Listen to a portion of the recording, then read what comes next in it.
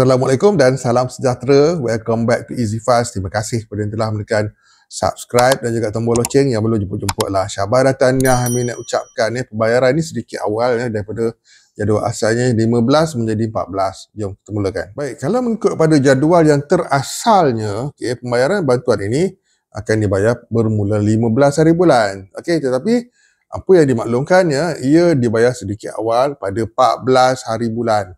14 hari bulan ialah satu tarikh pembayaran terkini untuk bantuan yang berjumlah sehingga RM500 yang akan disalurkan kepada penerima khusus yang layak menerimanya.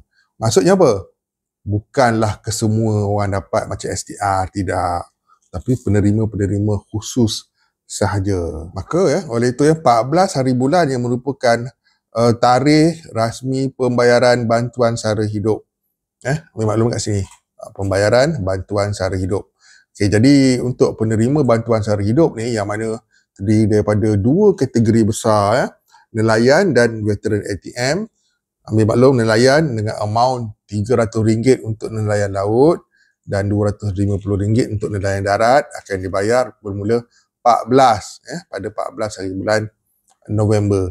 Begitu juga dengan bantuan sara hidup veteran ATM yang berusia 60 tahun dan ke atas dan tidak berpencen ini dengan amount sebanyak RM500 turut akan disalurkan bermula tarikh 14 hari bulan sehingga 19 hari bulan.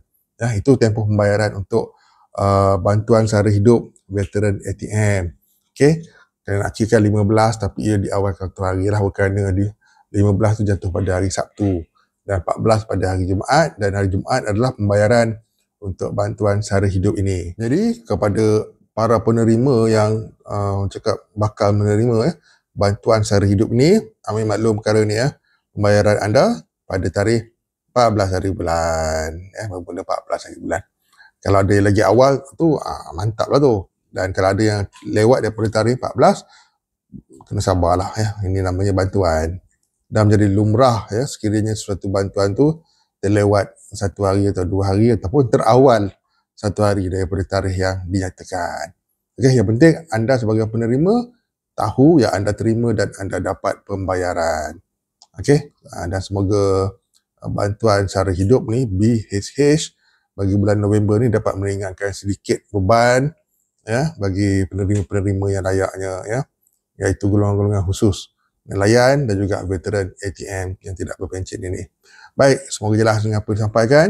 Syabas dan tahniah kepada semua penerima. Kita jumpa lagi dalam entry yang akan datang, update-update terkini. Jumpa lagi. Assalamualaikum, salam sejahtera dan salam hormat kepada semua. Bye-bye.